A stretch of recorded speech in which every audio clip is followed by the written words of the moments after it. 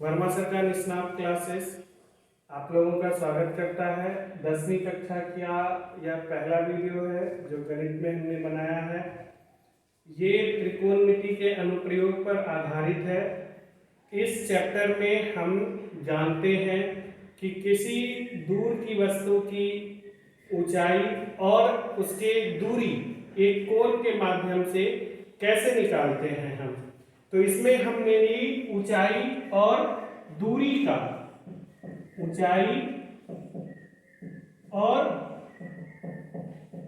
दूरी का अध्ययन करते हैं। इसलिए इस चैप्टर का नाम बहुत पुराने बुक्स में हाइट एंड डिस्टेंस या ऊंचाई और दूरी बोला जाता है।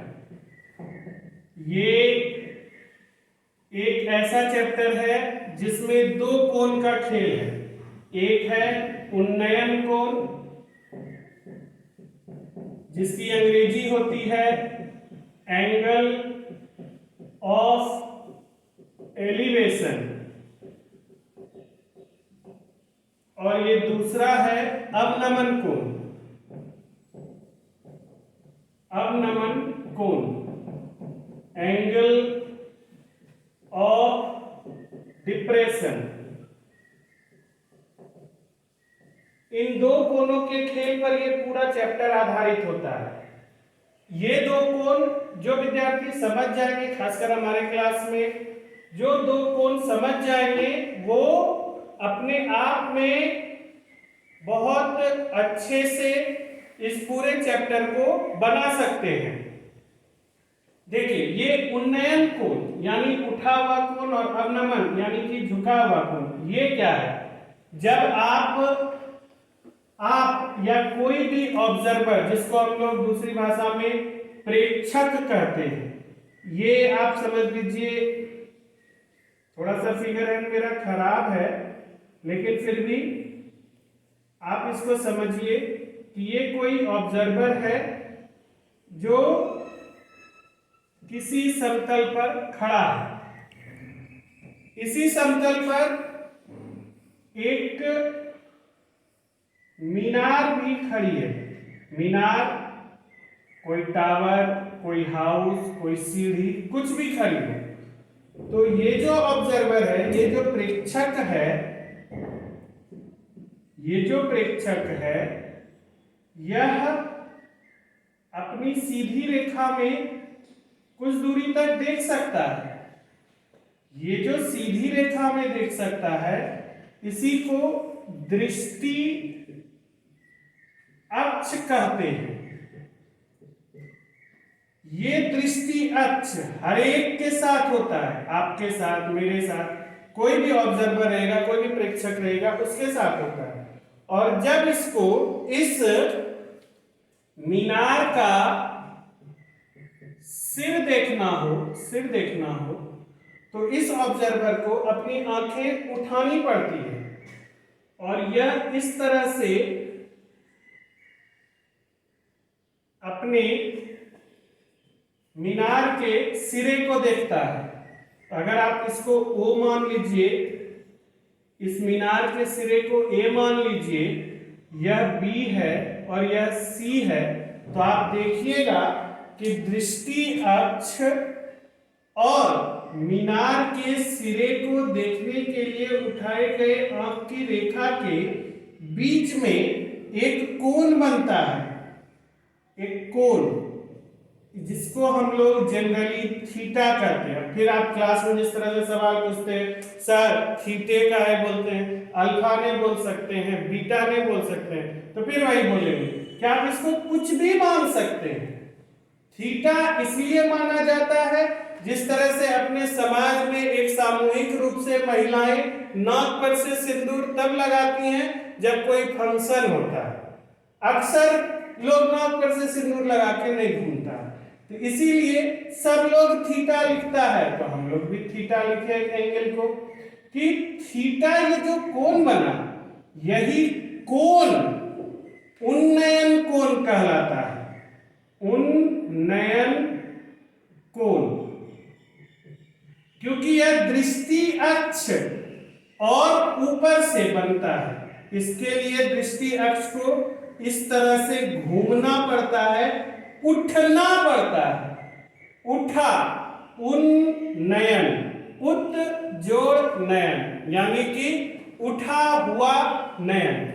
इसलिए यह कोण जो बनता है वह दृष्टि अक्ष के उठने पर बनता है। आप समझिए, एक दूसरा उदाहरण लेके देखिए। एक नॉर्मल सी एक चींटी है, चींटी जिसकी एक ऊंचाई आप नगण्य मान सकते हैं, जिसको आपके किताब में एक बिंदु बोला जाता है।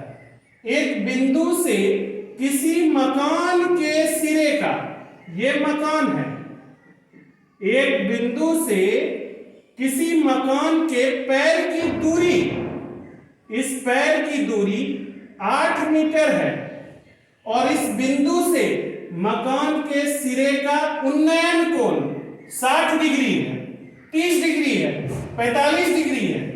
अब इस उन्नयन कोण को जानना है, इस मकान के सिरे का उन्नयन कोण।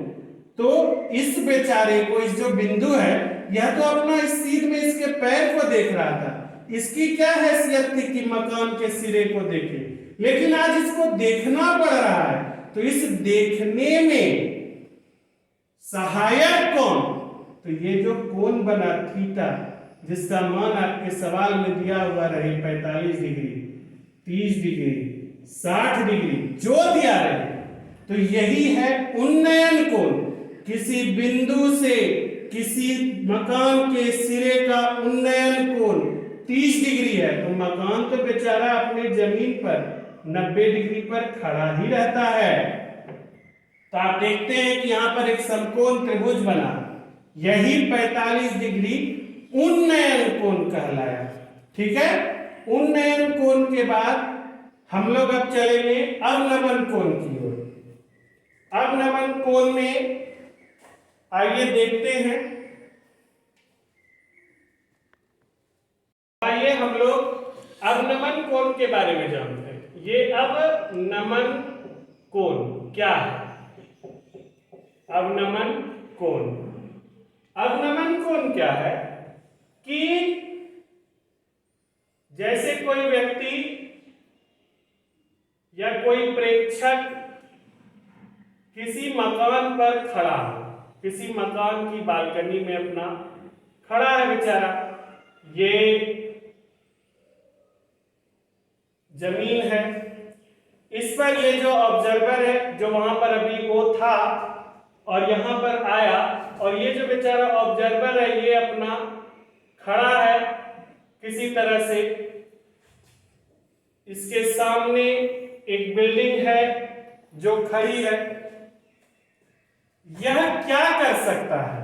कुछ नहीं कर सकता, यहां खड़ा है तो कुछ ही करेगा, मुंह तो ताकेगा। तो जब मुंह ताकता है या देखता है तो यह सीधा सीधा देख सकता है बेचारा।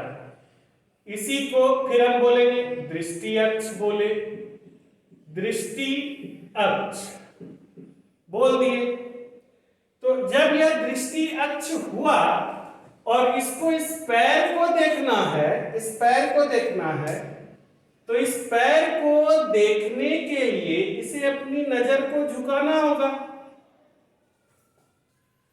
तो आप देखिए दृष्टि अक्ष और झुकी हुई नजर के बीच में एक फिर से कोण बना इस तरह से, इसी को थीटा बोले। यह जो थीटा हुआ ये अवनमन कोण हुआ। अवनमन कोण क्यों हुआ? क्योंकि हमने अपने दृष्टि अक्ष को नीचे झुकाया, तब जाकर मुझे नीचे दिखा। तो जो झुकता है वो नमन करता है, इसलिए इसका नाम अवनमन कोण पड़ा। जब हम ऊपर देखते हैं तो अपनी नजर को ऊपर उठाते हैं, इसलिए हमारे दृष्टि अक्ष और ऊपर देखने के बीच में जो कोण बनता है, इस कोण को अवनमन कोण का उन्नयन कोण कहते हैं, सॉरी उन्नयन कोण। जो नीचे देखने से बनता है उसको अवनमन कोण कहते हैं। यही चीज है कि सर परीक्षा में क्या पूछता है, उन्नयन कोण क्या है, अवनमन कोण क्या है? नहीं, परीक्षा में ये चीज पूछता है कि एक मकान के पाद बिंदु से 8 मीटर दूर स्थित एक बिंदु से मकान के सिरे का उन्नयन कोण 45 डिग्री है। तो भाई मकान की ऊंचाई निकालिए। यही चीज हम और आप और बड़े बड़े वैज्ञानिक, जब आप अच्छे जगह पर चले जाइए, नासा में बढ़िया जगह जाइए, खगोलीय विज्ञान जब आप पढ़िएगा तो इसी चीज का हम लोग अंदाजा लगाते हैं कि हमने टेलीस्कोप को, हमने अपनी दूरबीन को किस एंगल पर उठाया जो कि मुझे चंद्रमा दिखाई दिया, तो उससे हमारी चंद्रमा की ऊंचाई और दूरी का अंदाजा लगता है।